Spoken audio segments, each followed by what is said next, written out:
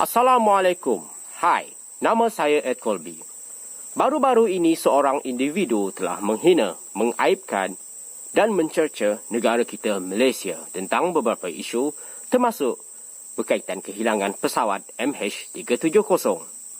Pada video ini, saya ingin kongsikan pendapat saya 5 perkara tentang Malaysia dan juga mungkin Singapura yang orang tidak tahu. Yang pertama, agihan kekayaan. Saya ambil contoh mudah. Kita ada 50 USD bilion. Begitu juga dengan negara Singapura. Mereka ada USD 50 bilion. Kedua-dua negara diminta untuk membuat ataupun membina satu jalan raya dari titik A ke titik B untuk kedua-dua buah negara. Kita mulakan dengan Singapura. Titik A ke titik B dia, belum pun sampai separuh daripada 50 bilion itu, jalan raya itu sudah siap. Dan mereka ada baki. Bagaimanapun, di Malaysia memandangkan keadaan struktur jalan raya dia, ataupun struktur muka bumi dia yang lebar dan jauh, mana mungkin dengan jumlah tersebut mencukupi. Kita lantik kontraktor yang sama, ataupun tenaga kerja yang sama dengan kadar gaji yang sama, walau bagaimanapun dengan harga bahan pembinaan ataupun bahan mentah serta kos yang berbeza, mana mungkin Malaysia mampu menyiapkan dengan jumlah yang ada tersebut. Kalau kita nak bandingkan dengan negara mereka, begitulah keadaan ekonomi ataupun agihan kekayaan kalau kita nak bandingkan. Yang kedua, kehilangan pesawat MH370. Ia tidak ada kena-mengena pun dengan Malaysia. Ia adalah masalah global. Walau bagaimanapun, saya secara peribadinya, janganlah kita jadikan ini isu. Walaupun mungkin teori konspirasi ada menyatakan bagaimana penglibatan pihak-pihak tertentu. Tapi itu bukan alasan dia untuk kita boleh mengaibkan negara tersebut dengan kehilangan tersebut. Ia adalah masalah dunia. Kita janganlah menjadikan bahan tersebut satu jenaka ataupun bahan untuk kita meraih sokongan perhatian semata-mata atas alasan itu sebuah demokrasi. Dekat Amerika Syarikat, dia bercakap di situ, dia berdiri di situ sebagai seorang komedian di Amerika Syarikat, di sebuah negara yang mengamalkan konsep kebebasan bersuara. Mana mungkin dia boleh kutuk negara Yahudi dekat sana? Dia tidak akan berani. Dan kalau dia kutuk negara Yahudi, dia sebut saja, dia kutuk saja negara itu dekat negara Amerika Syarikat, semua pihak akan mengecam dia. Semua pihak akan mengutuk dia. Kerana sayangnya negara itu kepada negara itu. Jadi, mana dia kebebasan bersuara? Kalau itu dijadikan alasan untuk dia boleh menyatakan kebebasan dia bersuara, untuk dia menyatakan apa-apa segala isu. Yang ketiga, saya rasa janggal dan aneh tentang suatu perkara. Bila Pesuruhjaya tinggi negara tersebut di negara kita, sebaik saja komedian ini membuat jenaka tersebut, jadi beliau Pesuruhjaya ini dia telah mengeluarkan satu kenyataan, dan beberapa kenyataan dia memetik tentang pelawak ini bukan lagi warga negara, dan beberapa pendapat yang dia nyatakan itu sebenarnya bukan pendirian kerajaan ataupun republik tersebut. Saya rasa janggal dengan beberapa perkara di sini.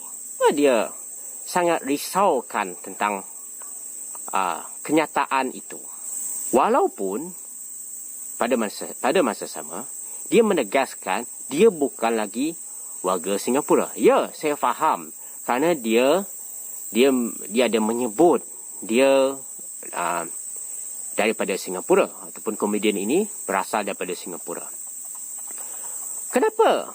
Di sini saya rasa seperti ada suatu inspirasi ataupun satu perancangan yang mungkin agak licik. Mungkin juga orang ini ataupun komedian ini sebenarnya dia ditaja ataupun skrip yang dia hafal, dia nyatakan itu, mungkin dia telah disusun atur oleh pihak-pihak tertentu. Saya tidak mahu mengaibkan mana-mana pihak di sini. Memang betul kenyataan yang dikeluarkan oleh Pesuruhjaya tersebut, dia sangat mengambil beratkan hubungan baik antara kedua negara. Tetapi mungkin ada struktur politik yang ada dekat negara tersebut di sebalik isu ini, di sebalik kenyataan-kenyataan yang dia buat itu. Kenapa dia membahan Malaysia? Itu yang menjadi persoalan. Seterusnya, keempat. Kenapa komedian ini dia pindah dekat Amerika Syarikat? Kenapa? Adakah kos sara hidup dekat Singapura itu tinggi, sedangkan dia kutuk negara Malaysia? Adakah komedian ini menghadapi masalah mental?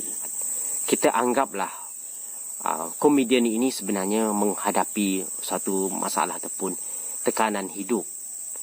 Dan dia sebenarnya perlukan sokongan. Mungkin ada pihak, kalau boleh bantulah dia. Dia mungkin menghadapi masalah dilema ataupun tekanan hidup yang memaksa dia dipindah dan dibuat kerja macam tu. Ada pihak-pihak yang dekat Amerika sana beri rawatan, beri sokongan kepada dia agar dia pulih baik seperti biasa dan tak lagi mengutuk mana-mana negara, khususnya negara jiran dia sendiri, walaupun dia bukan lagi warga negara Singapura. Dan yang kelima, Malaysia ini sebuah negara yang mengamalkan adab dan kesopanan yang paling tinggi, dengan kedudukan agama Islam itu sendiri diangkat sebagai sebuah agama rasmi persekutuan.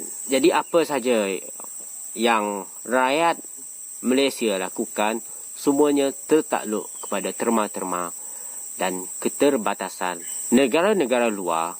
Tidak usahlah mencampuri masalah dalaman politik, sosio dalam negara Malaysia ini.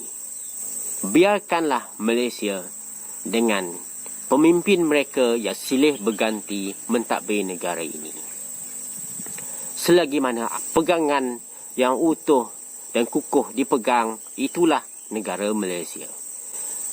Sebagai seorang komedian, bercakap ataupun bersuara mengenai suatu kebebasan, kita haruslah berhati-hati. Jangan sampai mengguris, menyentuh beberapa isu sensitif, terutamanya melibatkan kesedihan, seperti kehilangan pesawat MH370. Itu bukan cara dia.